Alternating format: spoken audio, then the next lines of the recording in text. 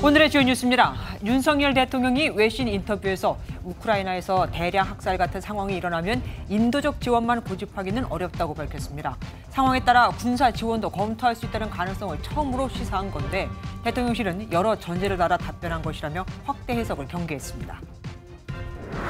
미 국방부 고위 당국자가 북한이 핵무기로 공격하면 핵 보복으로 맞서겠다고 밝혔습니다. 주한미군 사령관은 북한의 미사일이 미국의 수도 워싱턴 DC까지 날아올 수 있다고 평가했습니다. 더불어민주당 돈 봉투 의혹을 조사 중인 검찰이 자금 조달책으로 지목된 강래구 한국감사협회장을 재소환했습니다. 수사의 종착점이 결국 송영길 전 대표가 될 것이라는 관측이 나오는데 민주당에선 출당, 제명 얘기까지 나왔습니다. 금융당국이 인천 전세 사기 주택 경매를 6개, 6개월 이상 미루는 방안을 추진하고 있습니다. 하지만 400건이 넘는 근저당이 이미 민간 추심업체로 넘어간 뒤입니다. 단독 보도합니다. 최근 투신이나 마약 투약 과정 등을 SNS를 생중계하는 일이 발생하고 있습니다. SNS 라이브 방송은 방송법 규제 대상이 아니어서 모방 범죄 우려가 큽니다. 서울 낮 최고 기온이 30도를 기록하는 등 전국이 6월 하순 같은 날씨를 보였습니다. 내일도 30도를 오르내리는 반짝 더위가 이어지다가 모레부터 평년 기온을 되찾겠습니다.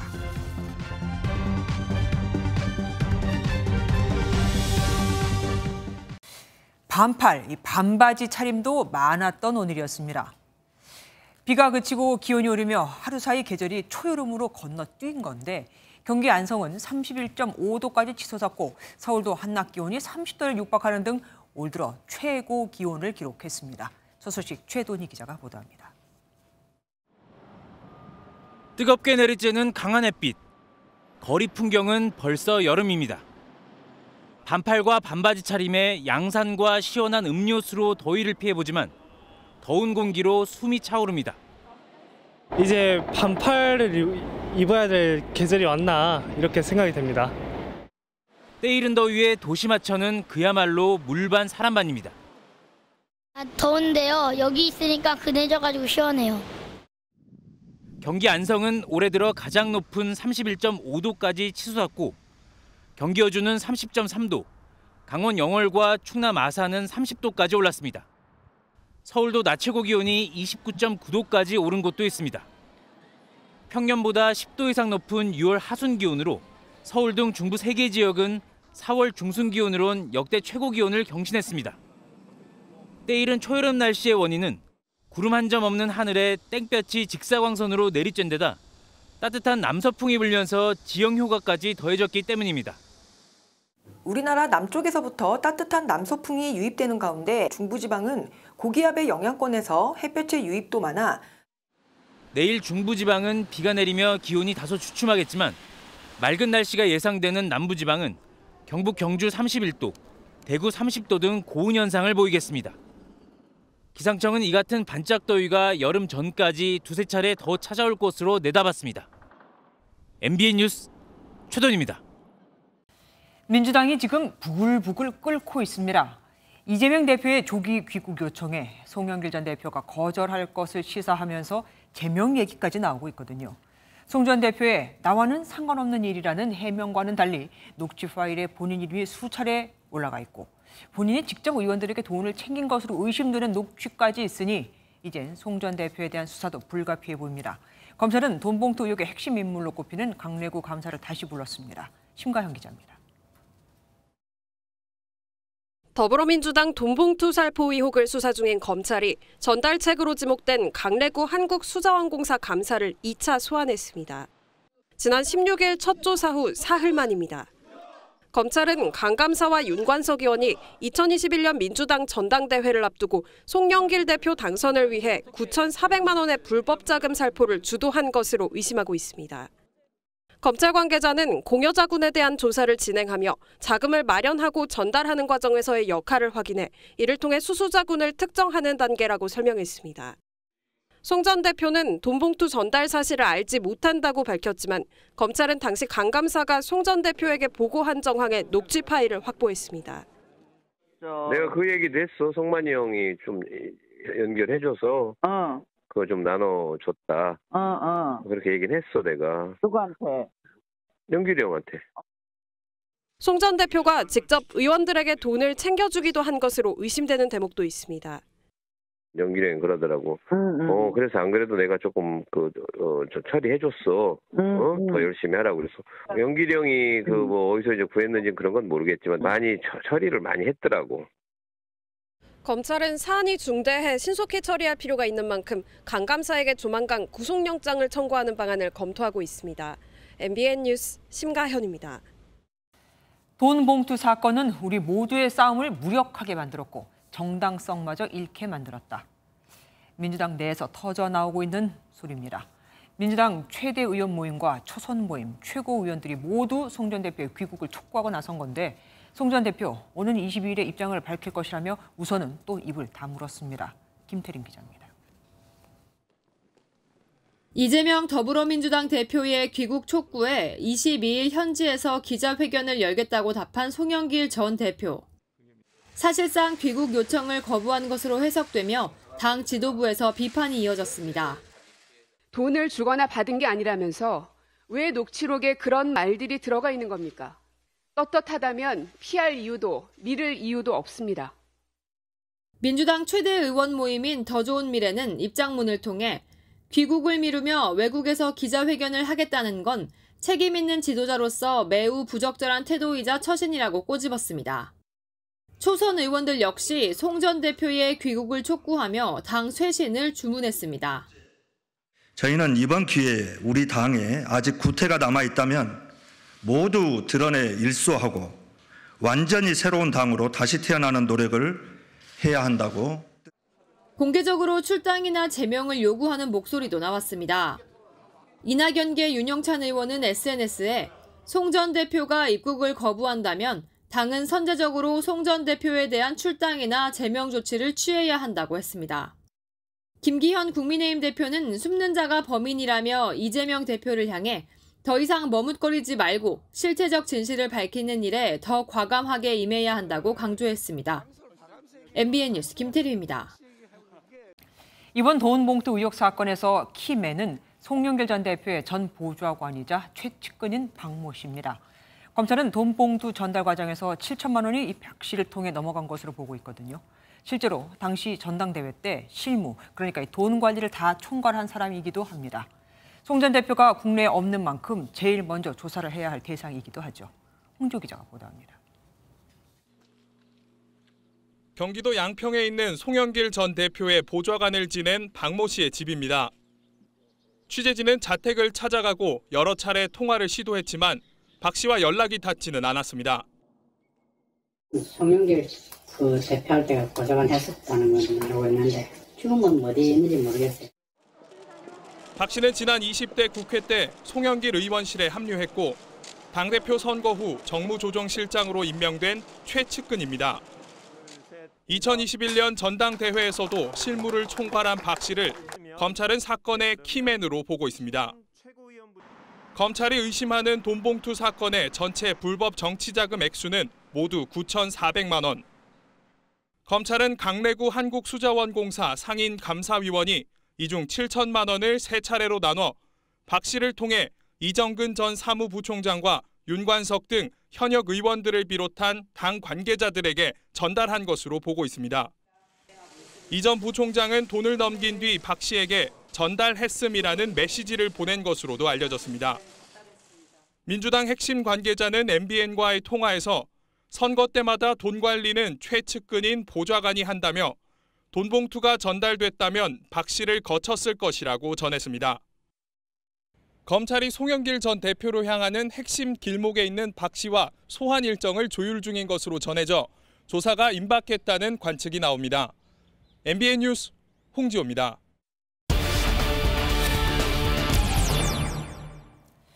민주당 전당대회에서의 돈 봉투 살포 의혹.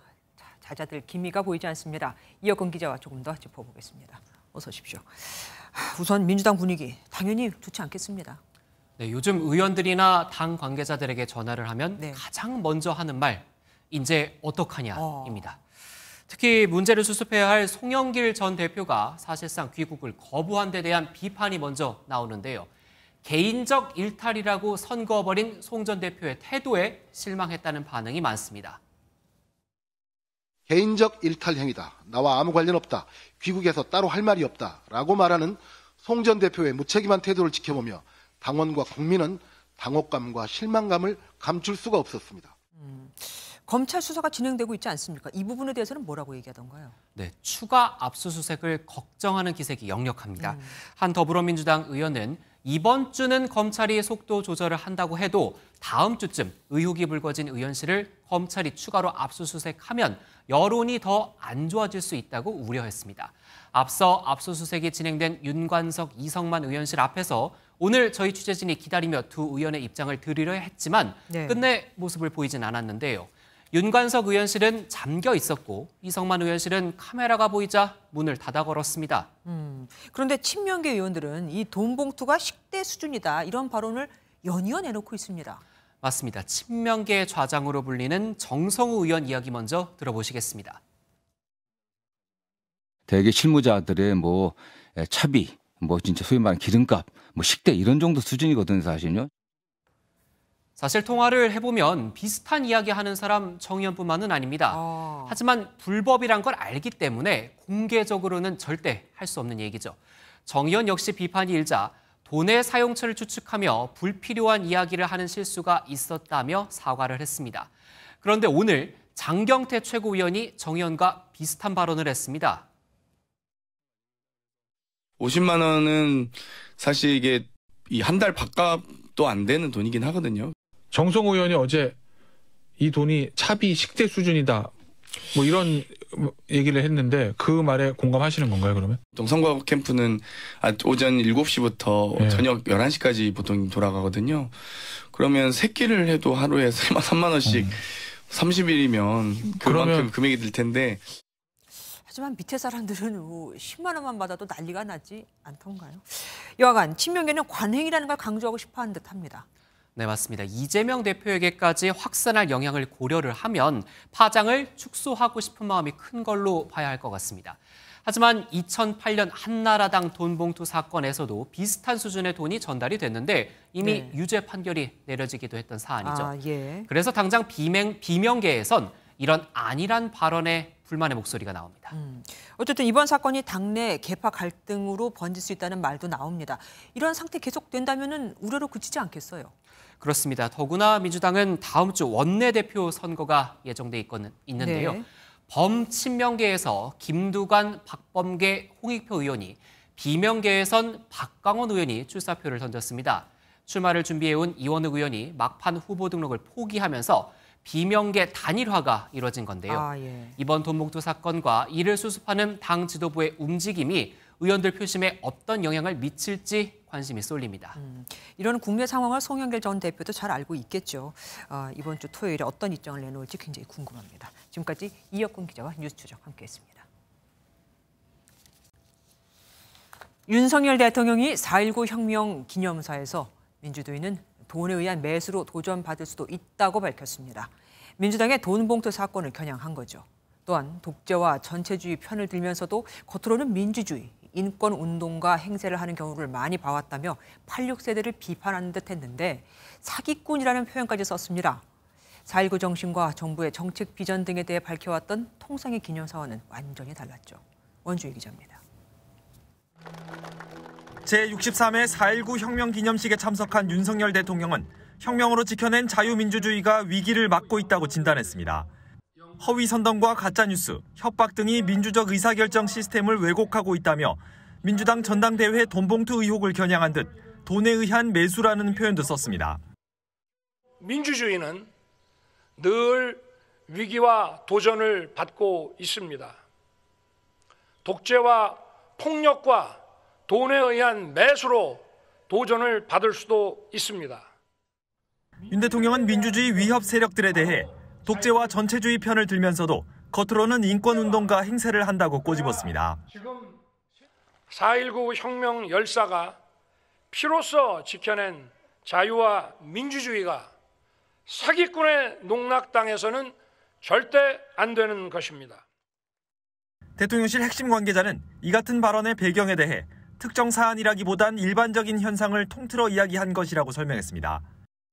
윤 대통령은 기념식에서 퇴장할 때 이재명 민주당 대표와 만나 악수를 나눴지만 별다른 대화는 하지 않았습니다. 민주당은 4.19 혁명 기념사는 정치 선동의 수단이 아니라며 야당과 언론을 공격하기 위한 수단으로 삼은 점은 유감스럽다고 밝혔습니다. MBN 뉴스 원중입니다. 대통령 말이 중요하긴 하네요. 윤 대통령 지시 이후 금융위원회와 국토교통부가 부랴부랴 전세 사기 피해 대책을 또 내놨습니다. 내일부터 금융기관에 경매 유예를 요청하고 피해자들의 우선 매수권과 긴급 대출도 적극 검토하기로 한 건데, 하지만 공공 매입을 두고선 정부와 여당 내에서 다른 목소리가 나오고 있습니다. 대책이 나오는 건 좋은데 이렇게 되면 중구난방 혼선을 빚게 되겠죠. 박기원 기자가 보도합니다. 금융위와 국토부를 중심으로 한 전세 사기 범정부 TF는 당장 전세 사기 피해자로 확인된 2,479세대의 경매를 내일부터 유예해달라고 해당 채권 금융기관에 요청하기로 했습니다. MBN 취재 결과 채권 대부분은 금융기관이 갖고 있는 것으로 확인된 만큼 은행과 상호금융권, 채권 추심회사 등의 협조를 구한다는 방침입니다. 경매 유예 기간은 최소 4개월에서 6개월 정도로 가닥이 잡혔습니다. 하지만 피해자들이 강하게 요구한 공공 매입 방안을 놓고는 정부 여당 내 혼선이 빚어지고 있습니다. 피해자들은 정부나 공공기관이 해당 주택들을 매입해 재임대하는 방식을 요구했지만 정부와 여당은 대체로 부정적입니다. 매입을 하더라도 그 돈이 피해자한테 갈 게 사실상 한 푼도 없는 것 같습니다. 현재 그 선순위 채권자들만 좋을 일을. 하지만 인천 미추홀구를 지역구로 두고 있는 윤상현 의원은 다른 목소리를 냈습니다. 기관들이 문제가 된 주택을 인수하여 전세 사기로 인한 피해자가 더 이상 발생하지 않도록 해야 합니다. 필요하다면 새로운 기금도 신설하거나. 경매 유예 조치에 대한 실효성 논란이 커지는 가운데 당정은 내일 회의를 갖고 피해자 긴급 대출과 우선 매수권 방안도 논의하기로 했습니다. MBN 뉴스 박규원입니다. 최근 전세 사기를 당해 스스로 세상을 떠난 30대 여성의 집 현관문엔 수돗물을 끊겠다는 인천시의 통지서가 붙어 있었습니다. 인천시는 이 여성이 전세 사기 피해자인 줄 알면서도 수도 요금이 밀렸다고 통지서를 붙인 거였죠. 오늘 인천시가 뒤늦게 피해자들에 대한 지원책을 내놓았는데 이제야 정부의 대책 발표에 슬쩍 숟가락 올린 듯 해서일까요? 피해자들은 그다지 달가워하는 것 같지가 않습니다. 노수원 기자가 취재했습니다. 전세 사기 피해자가 세 번째로 세상을 떠난 지 이틀 만에 유정복 인천시장이 기자회견을 열었습니다. 피해자들의 대출금 이자를 일부 지원한다는 등의 새로운 대책을 내놨습니다. 다각도의 대책을 마련해 왔습니다만 지금 이런 상황이 발생한 데 대해서 깊은 유감의 뜻을 표하지 않을 수가 없습니다.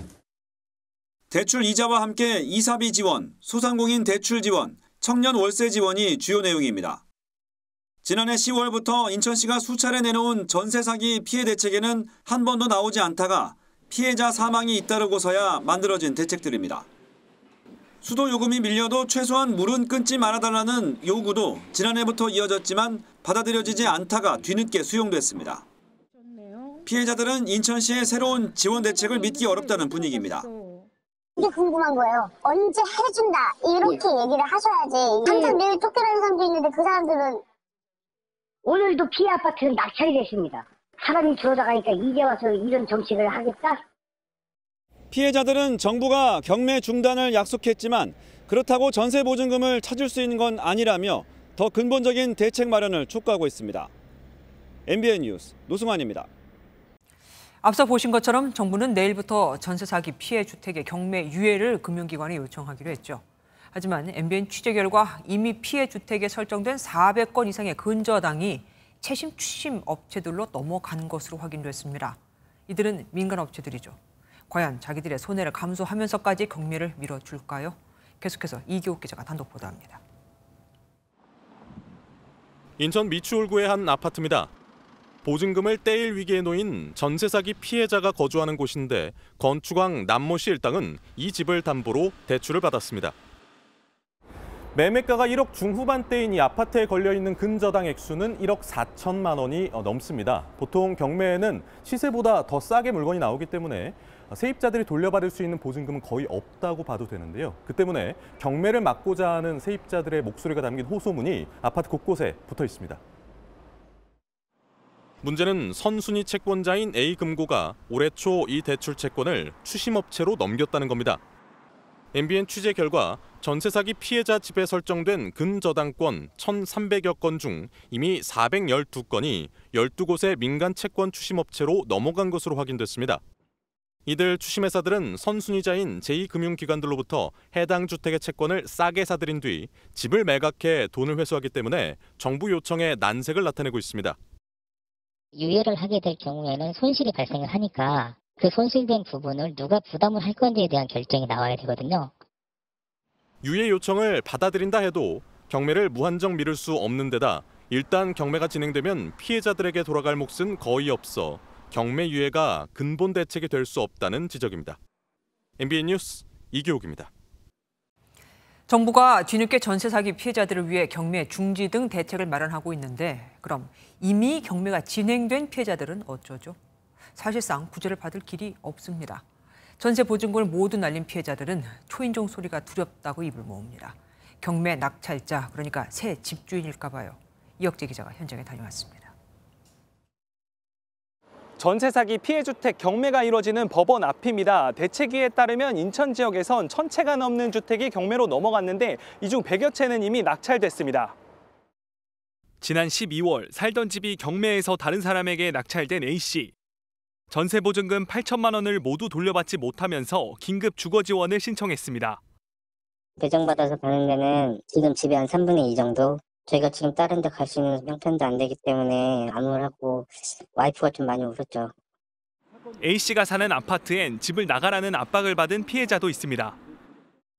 낙찰자가 찾아왔어요. 저희 현관 앞에까지 와서 인터폰을 눌렀더라고요. 아직 명도가 진행된 상황도 아닌데 다른 세대들을 보니까 벌써부터 뭐 한 달 뒤로 집 빼라. 준비된 주택은 230여 채인데 경매가 완료됐거나 진행 중인 피해자 수에 비하면 20% 수준입니다. 기존 평수보다 작은 곳에 사는 불편과 이사 비용도 감수해야 합니다. 짐도 저희가 거의 폐기 처분을 해가지고 기존에 살던 데보다는 많이 협소하기는 해요. 상황이 여의치 않으니까 어쩔 수 없이 그냥 낙찰자가 나가라고 하니까. 또 6개월마다 계약을 갱신할 수 있지만 2년 뒤면 새로운 보금자리를 찾아야 하는데 목돈 마련이 쉽지 않습니다. 이미 낙찰 받으신 분들이 지금 정부에서 얘기하는 뭐 대책 마련해서 피해 보상을 받을 수 있을지 없을지 아직 그것도 몰라요. 누구한테 어떻게 보상을 받느냐. 이미 경매로 집이 낙찰된 피해자에 대한 구제책도 필요하다는 지적인데 정부의 세심한 대책 마련이 시급해 보입니다. MBN 뉴스 이혁재입니다.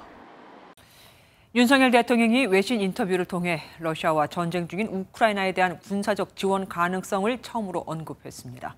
분쟁 지역에 살상 무기를 제공하지 않는다는 기존 정부 방침과 다른 발언인데 야당은 국익을 해치는 행위라고 반발했습니다. 신재우 기자입니다. 윤석열 대통령이 우크라이나에 대해 군사적 지원도 할 수 있음을 처음으로 시사한 건 로이터 통신과의 인터뷰에서입니다. 대규모 민간인 공격이나 학살 등의 상황이 발생한다면 인도적, 재정적 지원만 고집하긴 어려울 것이라고 밝힌 겁니다. 그러면서 불법 침략당한 나라를 수호, 복구하기 위한 제한이 국내외 법적으로 존재하긴 어렵다고 덧붙였습니다. 이는 분쟁 지역에 살상 무기를 제공하지 않는다는 정부의 기존 입장과는 사뭇 다른 메시지입니다. 윤 대통령 발언에 대해 대통령실 핵심 관계자는 인터뷰를 보면 민간인에 대한 대규모 공격이란 전제가 있는 답변이라며 추가 해석엔 선을 그었습니다. 더불어민주당은 분쟁 지역에 대한 군사적 지원은 국익을 해치는 일이라며 윤 대통령의 재고를 강력하게 요청했습니다. 인터뷰에서 윤 대통령은 또 다음 주 한미 정상회담에서 북핵 위협에 대한 가시적 성과를 모색할 것이라고 강조하며 북 도발에 맞설 수 있는 초고성능 무기를 개발하겠다고도 언급했습니다. 방미 직전 윤 대통령이 군사 지원 가능성을 시사한 만큼 다음 주 한미 정상회담에서 미국과 우크라이나 지원 공조 방안이 나올지에 대해 관심이 쏠리고 있습니다. MBN 뉴스 신재우입니다. 조금 전 들어온 소식입니다. 러시아가 우크라이나에 대한 무기 지원 가능성을 시사한 윤석열 대통령의 발언에 전쟁 개입을 의미한다며 민감하게 반응했습니다. 드미트리 페스코프 크렘린궁 대변인은 윤 대통령의 발언에 대한 질문에 한국은 러시아에 대해 비우호적 입장을 취했다며 우크라이나에 대한 한국의 무기 지원은 분쟁에 대한 분명한 개입을 뜻한다고 답했습니다. 갈수록 핵무기 역량을 강화하는 북한에 미국이 공세 수위를 높이고 있습니다.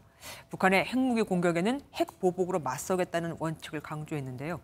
미국을 공격할 때일까요? 한국을 공격할 때일까요? 물론 미국입니다. 북한의 미사일 능력이 워싱턴 DC를 넘길 정도라고도 평가했습니다. 송주영 기자입니다. 북한의 미사일이 미국 워싱턴 DC 넘어 도달할 수 있다고 공개적으로 인정한 미국. This and the Kim regime has developed capabilities that reach beyond Seoul, Tokyo, Washington D.C. and the capitals of the United Nations command sending states. 북한이 육상에서 미사일을 발사하는 게 가장 큰 위협이라며 실전 배치를 막는 데 대응 초점을 맞춰야 한다고 강조했습니다. 지난 13일 북한이 발사한 화성 18형은 연료 주입 시간이 더 짧아 미국의 대응 능력에도 부정적인 영향을 끼친다고도 평가했습니다. In other words, it will shorten your indications of warning, so you may get more surprise. Yes, sir. Okay. 어느 시점에 북핵 위협을 미사일이 아닌 핵무기로 대응할지 묻자 핵 보복 원칙을 밝혔습니다. If North Korea were to take that shot, that will be the time when the nuclear retaliation, the strategic deterrence portion also has to play its part. It's real. 미국은 차세대 요격 미사일을 늦어도 2028년에 알래스카와 캘리포니아에 배치해 북한 위협에 대응할 역량을 강화한다는 계획입니다. MBN 뉴스 송주영입니다. 북한이 이달까지 준비를 마치겠다고 공언한 군사 정찰 위성 1호기의 유능곽이 공개됐습니다. 앞서 공개된 광명성 3호와 4호보다 큰 육각기둥 모양인데 위성을 운영하게 될 경우 북한은 우리 주요 군사기지를 모두 다 엿볼 수 있습니다. 또 핵무기의 정확도가 향상돼 선제 타격 위협이 올라갈 것이라는 우려도 큽니다. 안병수 기자가 보도합니다. 딸 김주애와 함께 국가우주개발국을 현지 지도한 김정은 북한 국무위원장. 이 자리에서 군사정찰위성 1호기를 때맞춰 발사할 수 있도록 준비하라고 지시했습니다.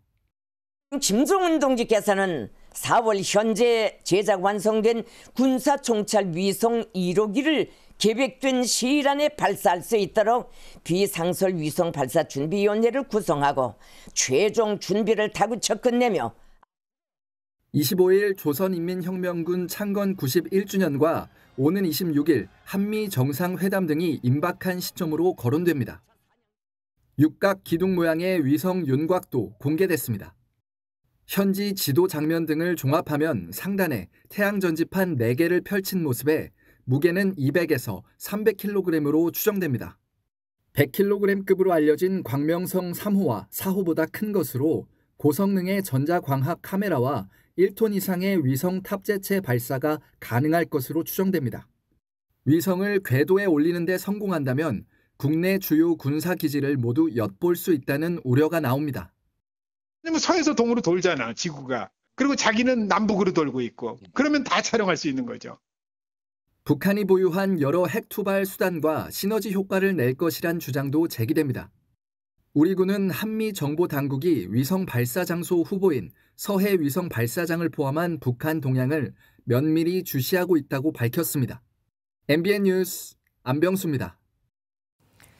서울 도심에서 경찰 추산 10,000명이 참가한 민주노총의 대규모 집회가 열렸습니다.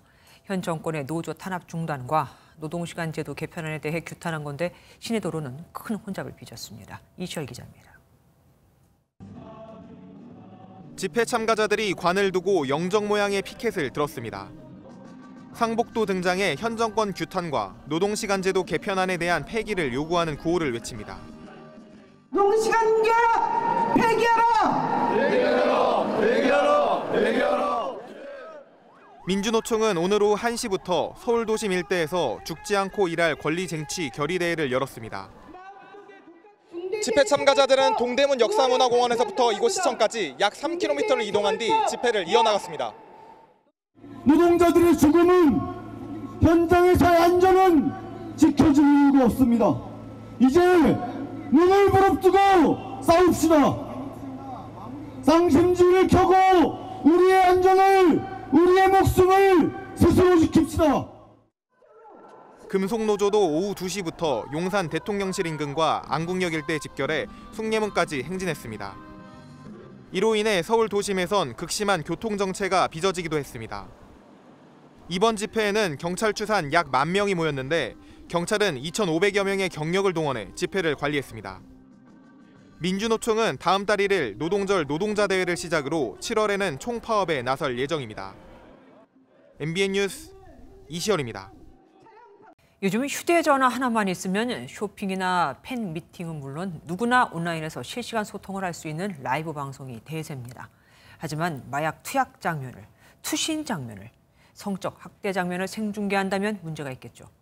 그럼에도 SNS는 방송이 아닌 부가 통신 서비스라 사전 규제가 안 되고 범죄 장면을 내보내도 마땅히 처벌할 규정이 없습니다.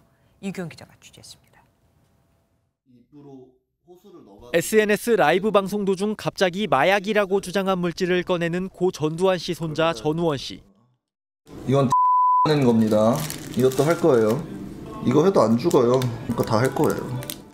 최근 강남의 고층 건물에서 10대 여중생이 투신하는 장면이 여과 없이 생중계되면서 충격을 줬습니다. 앞서 중학생들이 강제로 동급생 옷을 벗기며 성적 학대를 한 장면도 30여 명이 접속한 SNS 라이브 방에서 여과 없이 노출됐습니다. 마음만 먹으면 누구나 반사회적인 사건 사고 영상을 실시간 송출할 수 있는 겁니다. 제가 지금 켠 SNS 라이브 방송은 방송법 규제 대상이 아니기 때문에 폭력이나 마약 투약 등이 생중계되더라도 실시간으로 이를 단속하기란 사실상 불가능합니다. 사전표가 있어서 공개가 사전에 되는 것도 아니고 하니까 방송을 하고 날아가 버리면 나중에 그 정보를 저희가 찾아서 심의하는 게 좀 어려움은 있죠. 게다가 방송된 장면 속 행위 자체 처벌은 가능해도 방송 자체를 처벌할 규정은 없습니다. 또 SNS 사업자가 해외에 있는 만큼 자정 노력을 기대해야 하는 상황입니다. 제재 조치라든가 아니면 또 과태료를 조금 더 강하게 부과할 수도 있고요. 그리고 해외 사업자가 그런 부분들을 받아들여서 실제 콘텐츠를 삭제할 수 있거나 내리는 조치를 할 수 있게끔. SNS를 주로 사용하는 10대들이 범죄 모방이나 집단 트라우마 위험에 그대로 노출됐다는 지적이 나오는 만큼 대책 마련이 시급해 보입니다.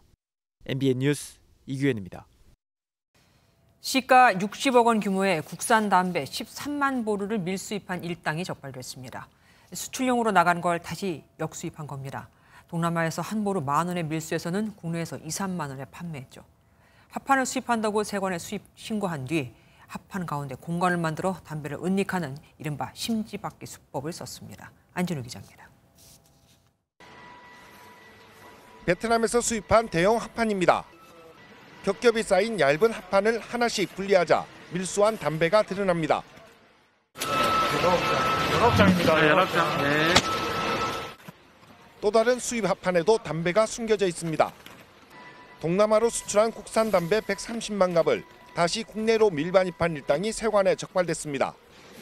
2020년부터 지난해까지 이런 수법으로 모두 5차례에 걸쳐 시가 60억 원 상당의 담배를 밀반입했습니다.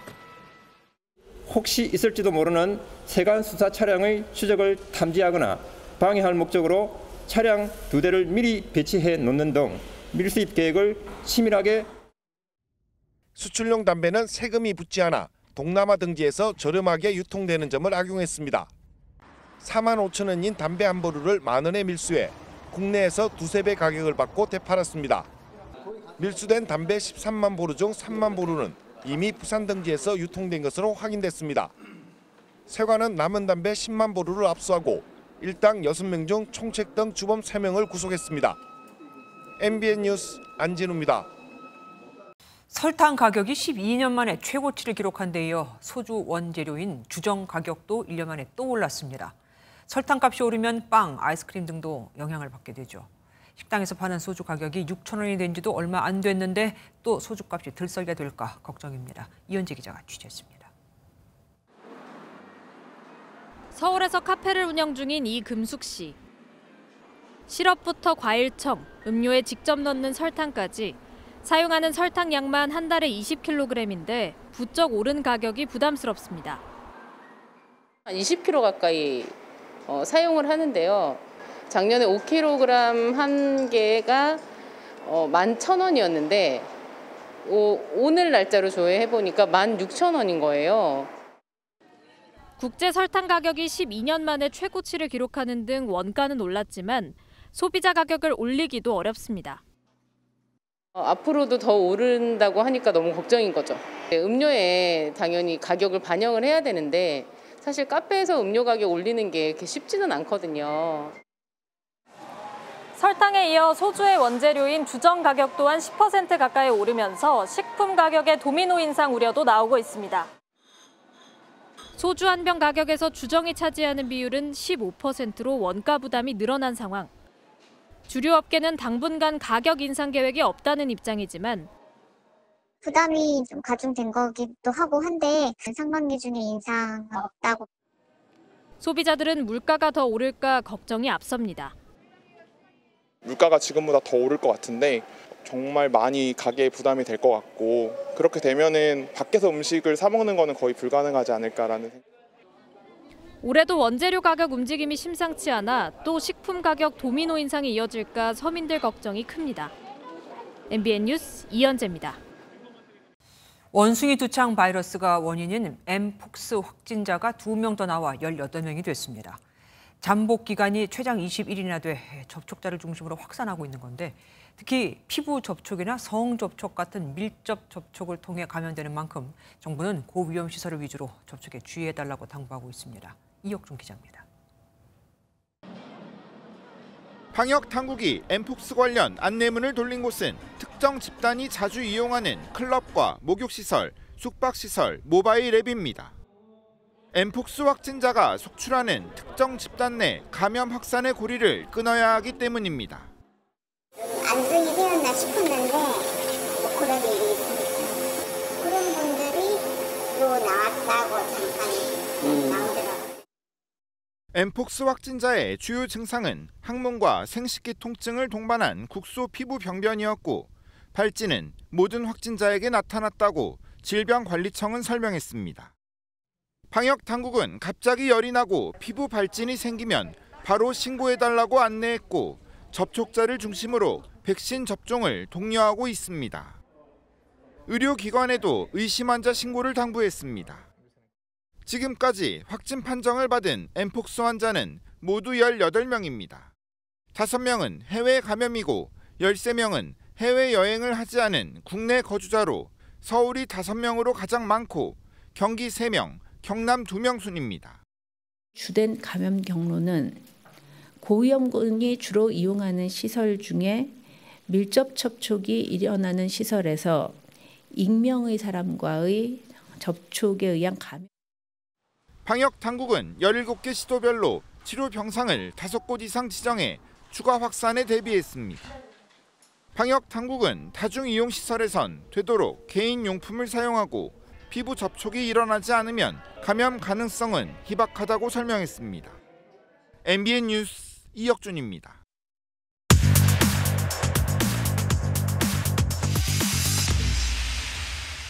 사건 사고와 사회 이슈를 살피는 사회기자임 한범수. 정태영입니다. 첫 번째부터 볼까요? 동물병원 CCTV에 충격적인 장면이 찍혔나 봐요? 직접 보시면 충격적일 겁니다. 볼까요? 뭐 애견 미용사 하잖아요, 지금. 네. 세면대에서 샤워시키는 것 같고 행동이 좀 이상해 보이긴 합니다. 그렇죠. 네. 조그만 강아지를 마치 빨래 맞힌 옷에서 물기 짜듯이 비틀고 있습니다. 그러니까요. 지금 심지어 저 강아지 목 부위잖아요. 네. 놀란 표정도 짓는 게 보이고. 불쌍하죠. 저거 애견 미용이 아니라 동물 학대잖아요. 그렇죠. 추가 제보가 있었습니다. 푸드를 키우는데 저 미용사한테만 가면 심한 공포심을 드러냈다는 내용이었습니다.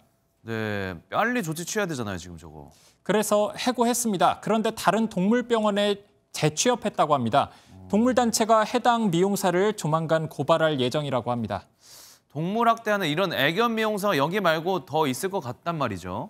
비슷한 일 겪은 적이 있었다는 반응 꽤 많습니다. 강아지가 미용받고 나서 폐에 문제가 생겨 3일 뒤 죽었다. 반려견이 미용실 갔다가 목뼈에 이상이 생겨서 치료비 850만 원 나왔다. 이런 말이었습니다. 이런 일 반복되면 안 되거든요. 현행 법대로면 애견 미용사가 되려면 전문 자격증을 따야 하는데 안 따도 그만입니다. 미용사 자질을 높이려는 고민도 필요해 보입니다. 그렇군요. 다음 내용입니다. 벌레가 꿈틀. 어디서 벌레가 꿈틀거렸나요? 네, 여기서 나왔습니다. 보죠 한번. 꽤 크네요. 그렇죠. 보기만 해도 역한데 저게 음료수인 건가요? 네, 유명 프랜차이즈 패스트푸드점에서 주문한 콜라였고요. 네. 거의 다 마시고 보니까 바퀴벌레 있었다고 하네요. 마지막 그 한 입 남은 그 콜라를 이렇게 쭉 빨아들이면서 그 컵 안을 봤는데 그 얼음만한 크게 벌레가 이게 살아서 꿈틀거리면서. 바퀴벌레 콜라라니 정말 상상도 하기 싫습니다. 저도 싫습니다. 심지어 이 어린 딸과 함께 먹던 중이어서 더 화가 난다고 하는데요. 네. 이 제보자분 아직도 당시 트라우마에서 헤어나지 못하고 있더라고요. 계속 생각이 나거든요, 아직도. 그 장면이 아이 컵에 들어갔었으면 어떨 뻔했나.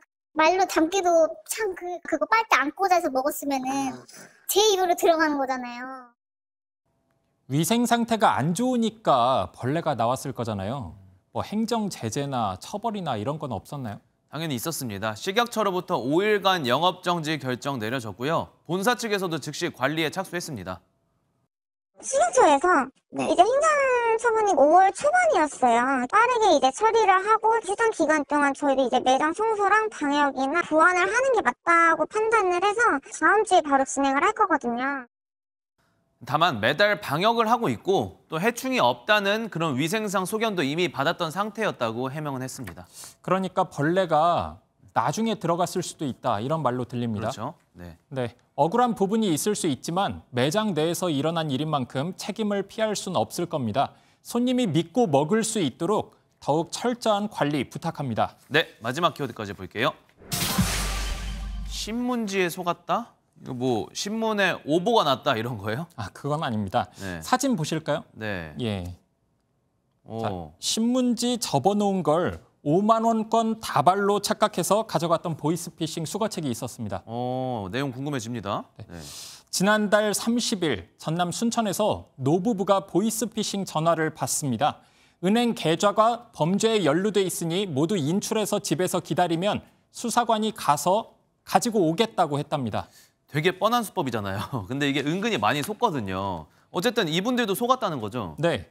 현금 2,200만 원을 인출해서 기다렸다고 합니다. 다행히도 인천에 사는 딸이 엄마, 아빠가 수상한 전화를 받았다는 사실을 전해 듣고 경찰에 대신 신고해줬다고 합니다. 그래서 경찰이 출동했고요. 네, 어르신들을 진정시켜 드렸고요. 일단 수사관을 자처하는 보이스피싱 수거책 이참에 잡아보자고 했습니다. 꼼짝없이 재산 날릴 뻔한 노부부는 이때부터 체포작전의 일원이 됐습니다.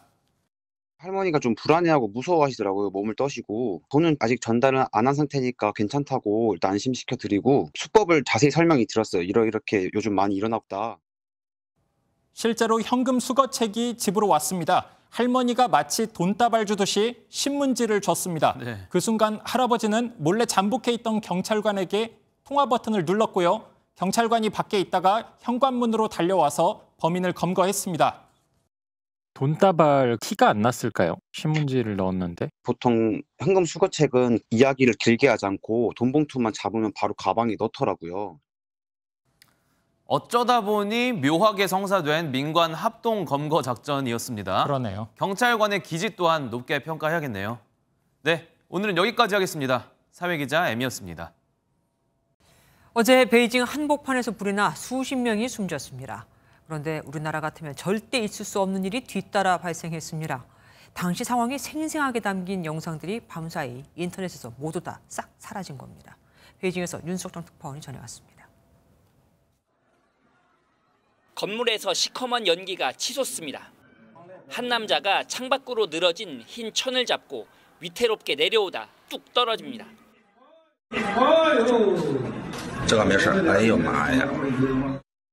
어제 오후 중국 수도 베이징의 한 병원에서 발생한 화재로 현재까지 30명 가까이 목숨을 잃었습니다. 대부분 미처 병원을 빠져나오지 못한 고령의 입원 환자들입니다. 인터넷에선 사고 당시 현장 상황을 찍은 영상들이 올라와 네티즌들의 안타까움을 더했습니다. 그런데 밤사이 인터넷과 SNS에서 사고 영상은 대부분 삭제됐고 소방당국의 브리핑 영상만 남았습니다. 베이징 한복판에서 발생한 화재인데다 늑장 대응 주장까지 나오자 당국이 검열에 나선 것으로 보입니다. 실제로 화재 신고 시간은 오후 1시, 진화 완료는 오후 1시 30분쯤이었는데 당국의 발표는 오후 9시가 다 돼서야 나왔습니다. 일각에선 이 같은 검열이 우르무치 화재 후폭풍 경험 때문이라는 해석도 나옵니다. 지난해 11월 우르무치의 한 아파트에서 화재로 9명이 숨졌는데 코로나19 봉쇄 설치물 때문에 진화가 늦어져 피해를 키웠다는 주장이 SNS에 퍼진 바 있습니다. 이후 중국 곳곳에서 제로 코로나 정책에 항의하는 백지 시위가 벌어졌고 이는 중국이 위드 코로나로 전환하는 결정적 계기가 됐습니다. 베이징에서 MBN 뉴스 윤석정입니다. 참 아이러니죠. 19세기 아피안 전쟁의 피해자였던 중국이 미국의 좀비 마약으로 불리는 펜타닐을 공급하는 곳으로 지목을 했습니다. 펜타닐은 2년 전 미국 18세에서 49세 연령대 사망 원인 1위로 꼽힐 정도로 심각한데 이 공급처로 중국이 지목된 겁니다. 21세기판 아피안 전쟁이 되는 걸까요? 서영수 기자가 보도합니다. 팔다리를 축 늘어뜨린 채 마치 좀비처럼 비틀거리는 사람들이 거리를 활보합니다. 대낮부터 펜타닐에 중독된 사람들로 가득한 이 거리엔 좀비랜드란 별명이 붙었습니다. 최근 유명 래퍼와 배우도 펜타닐 과다 복용으로 숨졌을 만큼 펜타닐이 미국 사회의 가장 큰 골칫거리로 떠올랐습니다. 미국 청장년층 사망 원인 1위로 연간 7만 명 넘는 미국인의 목숨을 앗아갔는데 총격 사건으로 인한 사망자보다 3배 이상 많습니다. Fentanyl is killing more than 70,000 Americans a year. So let's launch a major surge to stop fentanyl production and the sale and trafficking with more drug detection machines, inspection cargo, stop pills and powder at the border. 원래 말기암 환자용 진통제로 개발된 펜타닐의 무기는 강력한 중독성과 저렴한 가격. 뉴욕 등 21개 주에서 대마가 합법화된 미국에선 더 강한 마약을 찾는 사람이 늘면서 펜타닐이 순식간에 퍼져나갔다는 분석입니다. I've had 6 good friends die in front of me the last 3 years and many acquaintances die. 미국 정부는 중국이 불법적인 펜타닐 원료 생산을 사실상 방치하고 있다고 보고 있습니다. The PRC government must stop the unchecked flow of fentanyl precursor chemicals that are coming out of China. Earlier this morning, the Treasury Department announced sanctions against 2 Chinese companies. 중국은 남 탓하지 말라며 팽팽히 맞서는 상황. 美方对中国企业和公民的起诉和制裁，将为中美禁毒合作制造进一步障碍。 과거 중남미가 주 무대였던 미국 마약과의 전쟁. 이제 그 전쟁터가 중국으로 이동할 조짐을 보이고 있습니다. MBN 뉴스 서영수입니다. 세계 최고의 투자가들이 현재 경제 상황을 진단하고 투자 해법을 제시하는 글로벌 금융 리더 포럼이 미국 뉴욕에서 열렸습니다.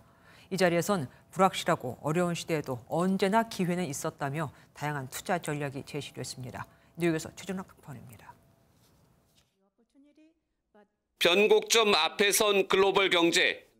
매일경제가 주최하고 한국의 5대 금융 지주와 미국 월스트리트 주요 인사들이 한자리에 모여 해법을 제시했습니다. Finance is changing rapidly.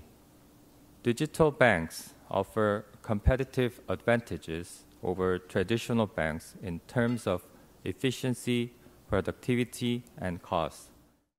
지난해 연봉과 배당으로 12억 달러, 우리 돈 1조 5,800억 원을 벌어들인 세계적 투자대가 슈워츠먼 블랙스톤 회장.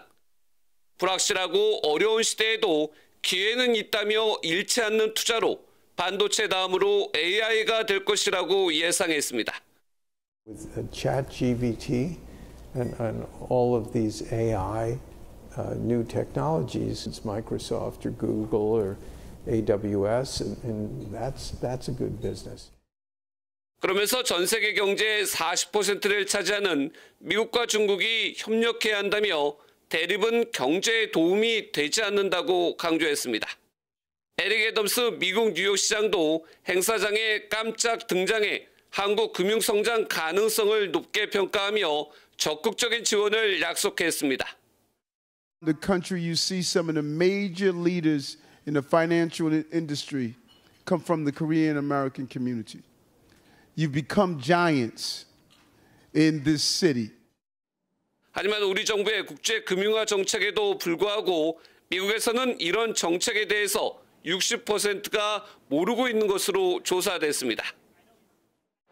이로 인해 미국에 진출한 한국 금융회사들의 투자 전략과 국제 금융화에 걸맞은 정부의 규제 완화가 필요하다는 목소리가 커지고 있습니다. 뉴욕에서 MBN 뉴스 최종락입니다. 청와대가 국민의 품으로 돌아온 지 다음 달로 1년이 되죠. 여기에 이제 K푸드, K클라이밍 등을 주제로 10개의 관광 코스가 생긴다고 합니다. 정설민 기자가 보도합니다. 54년 만에 열린 청와대 뒷길로 오른 북악산. 청와대 등 도심 전경이 펼쳐집니다. 도심에서 말입니다. 10분 정도 걸어서 등산할 수 있는 도시는 세계에서 유일한. 떡볶이와 삼계탕 같은 서민 음식부터 잘 차려진 한정식까지 한국을 대표하는 먹거리가 가득합니다.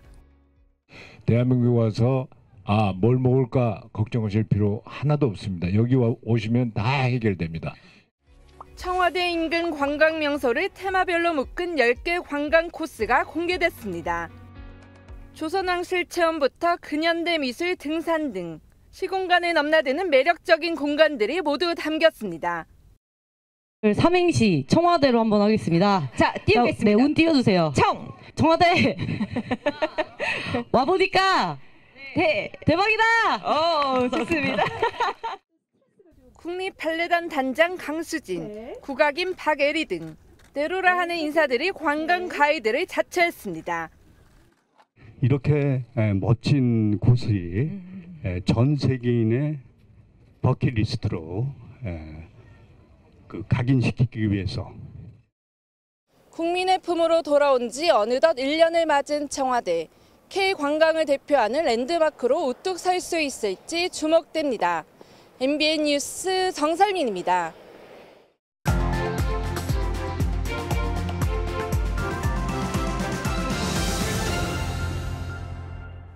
늙은 의사는 젊은이의 병을 모른다. 나한테 병이 없다고 한다. 윤동주는 일제강점기 암흑의 시대를 병원으로 상징했습니다. 병원에 왔지만 의사는 병명을 모른다 하니 의사가 시대적 고통을 알지 못한다며 통탄했죠. 요즘 지방에선 내 병을 알아주는 의사는커녕 아예 의사 자체를 채우기가 쉽지 않습니다. 지난해 9월 기준 지방의료원 35곳의 결원율이 2018년 7.6%에서 14.5%로 배 이상 뛰었거든요. 그런데 이렇게 의사가 모자란데도 의사협회는 의대 정원을 18년째 못 늘리게 막고 있습니다. 또 비대면 진료도 극구 반대하고 있죠. 오진 의료 사고를 유발한다면서요. 하지만 OECD 38개 국가 중 비대면 진료를 제도적으로 도입하지 않은 나라는 우리나라뿐입니다. 코로나19로 잠시 허용했던 25,600여 개 의료기관에서의 3,661만 건의 비대면 진료 결과 처방 과정에서 작은 실수 5건 나온 게 다인데 말입니다. 의사협회는 간호법 제정도 반대합니다. 간호사에게 의료행위를 할 수 있는 길을 열어줘 혼란을 준다는 건데 실은 간호사가 의사의 지도 없이 단독으로 개원하게 될까 그런 겁니다. 그러면서 또 특권의식은 대단합니다. 의사는 무슨 짓을 저질러도 국회의원처럼 면책 특권을 받아야 한다고 생각하는지 의사 면허 취소법을 반대합니다. 죄다 반대인 거죠. 월급은 또 좀 많이 받나요? 2020년 기준 의사의 평균 연봉은 2억 3천만 원으로 대기업 직원보다 3배 더 많았습니다. 시대에 역행하든 말든 나라가 환자가 어떻게 되든 말든 본인들 이익이 최우선이라 이걸까요? 의사는 칼을 쓰는 사람이다. 이국종 아주대병원 교수가 종종 하는 말입니다. 사람을 살리는 데만 집중하고 싶다는 거죠. 그래서 묻고 싶습니다. 의사님들, 혹시 이 칼, 그 칼을 환자가 아닌 기득권을 지키기 위해서 휘두르고 있는 거 아닙니까? 김주아의 그런데 오늘은 의사는 무엇으로 사는가? 였습니다.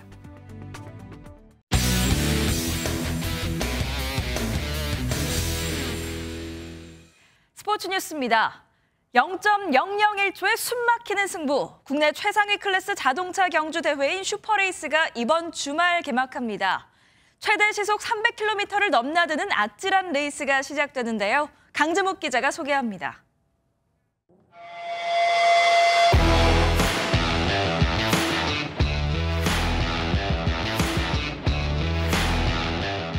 벼락 같은 굉음을 내며 질주하는 차량들.